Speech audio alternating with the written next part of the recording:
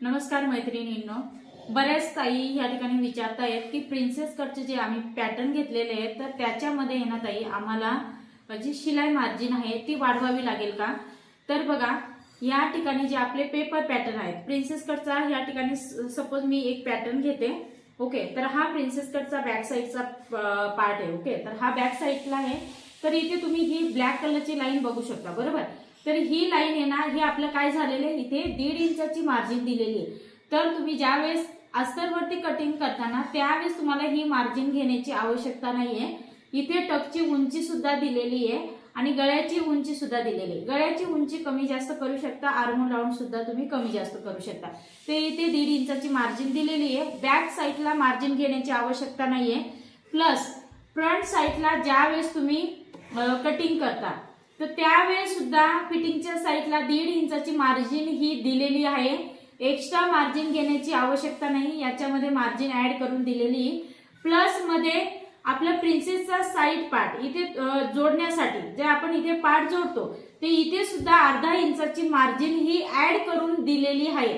तर तुम्हाला एक्स्ट्राची margin add करण्याची आवश्यकता नाहीये, इथे ऑलरेडी मार्जिन दिलेली आहे. बघा, या ठिकाणी एक ब्लॅक कलरची लाईन आहे, ही मेन तुमची लाईन असणार आहे आणि त्याच्या पुढे हे जे अंतर सोडलेले आहे हे आपलं काय असणार आहे, शिलाई मार्जिन. तर 1/2 इंच शिलाई मार्जिन दिलेली आहे. तुम्हाला हा पॅटर्न जसाच्या तसा घ्यायचा आहे आणि मार्किंग करायचं आहे. मार्जिन वाढवण्याची आवश्यकता नाहीये, तुम्ही इथे बघू शकता. तर प्रिन्सेसला सुद्धा या ठिकाणी मार्जिन दिलेली, त्याच पद्धतीने जो साईड पार्ट आहे त्याला सुद्धा इथे आपण मार्जिन दिलेली, तुम्ही इथे बघू शकता.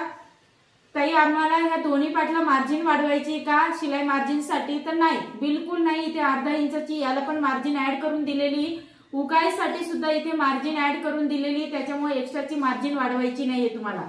ओके, तर ह्या पद्धतीने हे पार्ट ठेवल्यानंतर इथे मार्जिन ही आपले हे दोन्ही पार्ट ज्यावेळेस आपण असे जॉईन करणार त्यावेळेस इथे मार्जिन ऍड करून दिलेली आहे आणि फिटिंगच्या साईडला सुद्धा मार्जिन ऍड केलेली आहे आणि हुकच्या साईडला पण मार्जिन ऍड केलेली आहे. म्हणून बऱ्याच ताईंनी पेपर पॅटर्न घेतले तर मला विचारतायत की ताई मार्जिन ऍड करायची, तर मार्जिन कुठेही ऍड करू नका, जसंच तसं ठेवायचं आहे आणि तुम्हाला पेपर कटिंग हे करायचंय.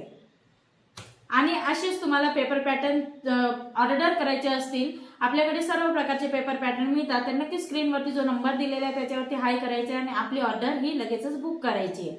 कॅश ऑन डिलिव्हरी अवेलेबल असणार आहे. फक्त तुमचं संपूर्ण नाव, ऍड्रेस, पिनकोड, नंबर हा परफेक्ट द्यायचा आहे आणि तुमचं पार्सल तुमच्या घरी पोहोचणार आहे. Thank you so much.